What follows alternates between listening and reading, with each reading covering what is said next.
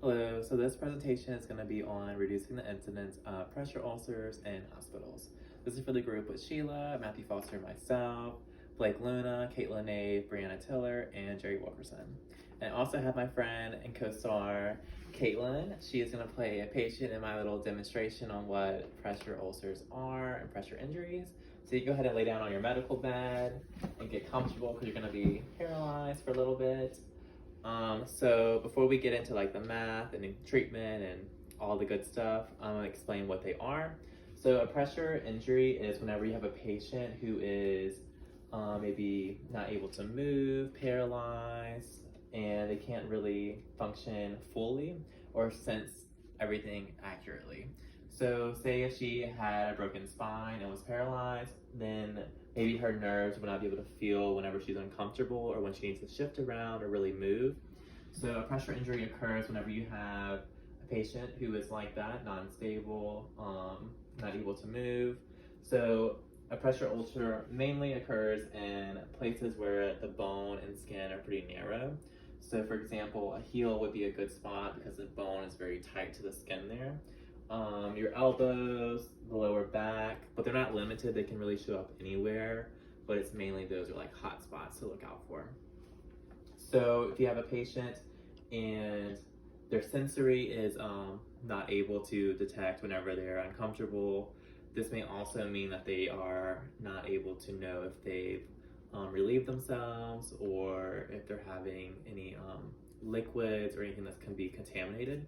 That's whenever they really get dangerous because you have an ulcer, an open wound that's around bacteria, unknown liquids, bodily fluids, unsterile conditions that can cause infection and bacteria to get into the body, which is not good at all. So the topic of reducing the incidence of pressure injuries in patients is important because they are extremely expensive to treat once occurred and can also be prevented with a few interventions. So main part of this is that prevention is worth it. Treatment is expensive, it's costly, it's timely, but prevention is the best way to combat this issue, 100%. According to the Agency of Healthcare Research and Quality, pressure ulcers affect 2.5 million patients and cost between $9.1 and $11.6 billion annually. So it's very expensive. It's a big problem across the board, across every ethnicity around the globe. This is a huge issue. A retrospective study conducted by Banner, Rock, Nazel, Jones, and Q of a 5-year average of inpatient pressure injuries in the United States stated that the amount of incidents were 767 between 2008 2012. That just shows that like the incidence of it is pretty high and it's something that we need to look into. Another thing about why this is such a good topic is because traditionally older medicine, the way to treat this patient would be to rotate her, make sure she's not in a constant body pressure on skin surface. But now we have smart tech like smart beds and beds that can monitor whenever the patient needs to be shifted to alert a nurse or can do it automatically that can do this without having to rely on methods of the past, and that's why this problem should not exist, even though it does. The average amount to treat one pressure injury is between $20,000 to $151,000, depending on the severity of the wound. So it's very expensive, it's global, and it's something that's an easy fix with the right training, implementation of planning, and something that we need to look into on how we can address it. The overall aim is to decrease hospital-acquired pressure injuries by creating and implementing a training program for staff and by purchasing specialty beds and mattresses for the facility. By implementing these two interventions, there will be a reduction in hospital-acquired pressure injuries and an increase in revenue. So the increase in revenue comes from two ways. First, you would have patients who are more likely to come back because they had a great experience, no pressure injuries occurred, there was no infection, they're healthier theoretically, and more likely to return to the facility. But also in 2008, CMS stated that hospitals were required to pay for the treatment of pressure injuries. So say if this patient came into the facility with no pressure injuries, no issues, nothing in the past, and we as a nursing staff didn't treat her properly, do things we're supposed to, or integrate the training or tech, and she left the facility with the pressure injuries, then that would be on our bank. That would be on our chip of the bargain. And she would need to be treated with our time, which is something that obviously we should do because it's kind of our fault. But if we can look into it and make sure that we're doing the right screening, the right procedures, and the right planning, that this will not happen and we can save our money, their time, their energy, and their lives. So, as stated, as the Agency for the Healthcare Research and Quality states that pressure ulcers affect 2.5 million patients and cost between $9.1 and $11.6 billion annually. That's an extremely large percent of patients to be affected by something that can be prevented as with simple interventions. With the cost being approximately between $20,000 and $51,000 to treat just one pressure ulcer, a step for the improvement needs to be taken. The goal is to reduce the 600,000 deaths a year directly linked to pressure ulcer injuries. So that may seem like a staggering number just from, friction on the skin or being stagnant for a long time. But the problem really arises whenever you have the bodily fluids, the liquids, the unsanitized substances that are on the beds, or that the patient's not able to know that they're entering the body or can't feel that there's a bodily fluid or something wrong that can introduce bacteria, pathogens, or viruses into the system. That's why it's really deadly. Probably the main component of that. So the Mayo Clinic describes pressure injuries as an injury to the skin and underlying tissue resulting in prolonged pressure on the skin. Pressure injuries are skin wounds caused by pressure, friction, or shear. When there is a continuous pressure to any part of the patient's body, there is a decreased blood flow to the tissue. Fragile or moist skin rubbing against clothing or bedding causes friction to cause injury. When the skin moves in the opposite direction as clothing or bedding shear occurs, it can cause an injury. So again, that's just kind of the body doing the gravity and pulling down on it, causing the injury. The main thing is oxygen supply, blood nutrition can cause the skin to be really deteriorated and moist and just mushy to the touch, which I'll go over the stages of them in just a minute. So, stages of them. So the first one, there's 5 stages. You have the first stage, which is the most mild one. It's just kind of like a precursor to the more serious ones. So you have, if you're uncomfortable, you can, okay, thank you for your help. Cool. So the first one, it's just more like a redness of the skin, and it's intact. There's pretty much redness and like there's a new pigment to the skin. The second one, the wound that is visible red or pink, so it's more of a deeper pigment. You can kind of see the head of the ulcer kind of starting, not opening, but kind of forming. So like, okay, first one you see, there's an issue, the patient needs to be moved more often. We need to look at new avenues on how to treat this. But the second one's like, okay, this is really like what's going on here. Then your third and fourth are, this one's a lot deeper, it's open, it's exposed. And then this one is a lot deeper, a lot more open, as you go up, the likelihood of infection rises astronomically as expected.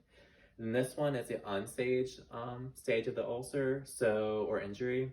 So you have it, it's deep, it's open, the skin is just deteriorated around it, there's no blood flow, it's not getting what it needs to survive, the cells are dying. This one is very, very, very high infection rate, and if it gets to this point, it's pretty costly to treat and it can be very deadly. So that's your stages. So interventions we can take to fix this issue without, the old method again is just flip the patient, make them comfortable, but the new ways we can do it is training. So training and new beds. So there are 2 interventions proposed to reduce the incidence of pressure ulcers in the facility. The first intervention is to create and implement a training program that the hospital staff to follow. So the Agency for Healthcare Research provides a free training program online, which is mind-blowing whenever we read this because it's already free, it's already available, and yet this is still something that's pretty prevalent in the healthcare community. It's a preventing pressure ulcers in hospitals toolkit. All information can be downloaded from their website, and a training program can be created and tailored to meet a facility's needs. That's a big important part because a facility that's dealing with hospice care is going to have different training and needs than a facility in ICU, which is more like a paralyzed person or someone in like a vegetative state or someone who's just more in a conditioned state. So the training is fit to tailor to the need of the facility, which is very important in the training because it's not like a one fits all kind of scope. And then the second intervention is to purchase specialty mattresses and specialty beds designed for reducing pressure ulcers. Beds come with the availability of education classes that count as continuing education credits for nursing staff. So these beds are kind of wired, and they can sense whenever, hey, we haven't really, this patient hasn't shifted or moved in a while. Maybe we should send someone to the room and check on them and can alert the nurse station to hey, this station needs to be looked at. Or the bed, if they're high tech enough, which are pretty costly but worth it in the long run, are able to auto adjust and kind of fix the needs for the patient without interaction, which is really cool. Numerous studies have concluded when a facility creates and implements a structured pressure injury prevention training program, the incident of pressure ulcers decline. Patient safety, patient satisfaction, and hospital revenue increases. So not only are we serving the community better by having healthier patients walking out the doors, we're saving the burden on ourselves money-wise, our reputation, and helping the patients be more healthy and living their life to the fullest. So information from AHRQ is based on best practices in pressure injury prevention. The quality improvement team can create and implement a pressure injury prevention program with management support to reduce pressure injuries in the facility. And with this program, there are 5 modules to make a successful program from the website.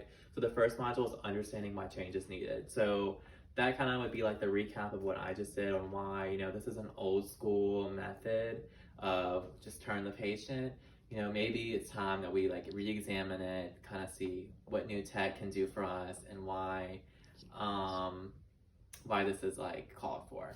So module 2 is how to manage the change. So how do we make an environment in our staff, from our leadership to the people at the bottom, on how we can make sure that everyone's falling in line and knows that the mission and goal of this is to help people. Module 3 is the best practice in pressure injury prevention.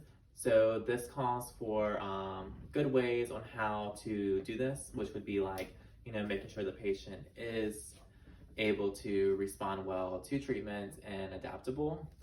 So module 4 is how to implement the pressure injury prevention program in your organization. So again, the toolkit lets you be more specific to your department or whatever you're working on. So you can set it up to have it as a hospice center or an ICU. Module 5 is my favorite part, how to measure pressure injury rates and the prevention of practices. An implementation guide is also available to assist QI teams in using toolkits and training programs. So at this point, you can look at the math, this is the numbers, about how we can take data and make it make sense on how we're doing better in the future. So we can look at, hey, between this 6-month period, we had 11 pressure ulcers, and our goal for the next 6 months is to maybe cut that in half, maybe 7 potentially, and how we can do that by implementing new training, new techniques, new mindsets on how we can prevent this. Studies have also been concluded that show that using a smart bed and non-powered pressure redistribution systems that help to maximize body weight displacement and minimize tissue interference pressure by automatically adjusting the internal air pressures in response to body movements, altitudes, and temperature reduces the incidence of pressure injuries. So that's kind of the most expensive beds. They auto adjust, they measure a lot, but a good medium scope of this would be pressure beds that are wired and can sense it for you and let you know, hey, this patient needs to be looked at. That's kind of the most practical. I mean, the new ones are great, but logically, I think a lot more hospitals would be on board with the more middle ground video beds. So The company that sells the beds and mattresses provides on-site and online training to all staff members on the use of beds and mattresses. So what this means is not only do you get the bed, you also get the training and the services and how do we integrate it properly. And that's a huge part of the implementation program because you want to make sure your staff know what they're doing, be confident in what they're doing, and making sure that our outcomes are what we're expecting. So in conclusion, should the facility consider creating a training program for the hospital staff and purchase these specialty beds and mattresses, these interventions will have significant impact on reducing the incidence of pressure injuries acquired to the facility. So again, making sure that we're not just using the old mindset of, it happens, it's gravity, we need to move the patient, but making sure that we're able to use smart tech, more modern mindset on how we can reduce this expensive, prevalent, and important problem in our medical community. Not only will the money be saved from having to pay for treatments, which again, CMS requires hospitals to pay for those treatments of the pressure injuries, but money will also be gained from the increase in Medicare reimbursement due to decreased pressure injuries. So if we can do the math of part 5 of the module and show, hey, we did these changes, we changed X, Y, and Z, and because we changed X, Y, and Z, we reduced this prevalence, they will reimburse us on our end because they know that what we're doing is fruitful and it makes sense. And that is the conclusion of this presentation. So hopefully with this training program, we would be able to come up with new ways and new structures on how to reduce the prevalence of pressure injuries, which is a super common issue and something that needs to be looked at with a new modern take. So thank you for listening. We all worked really hard on this paper, and we hope you're staying safe during COVID-19.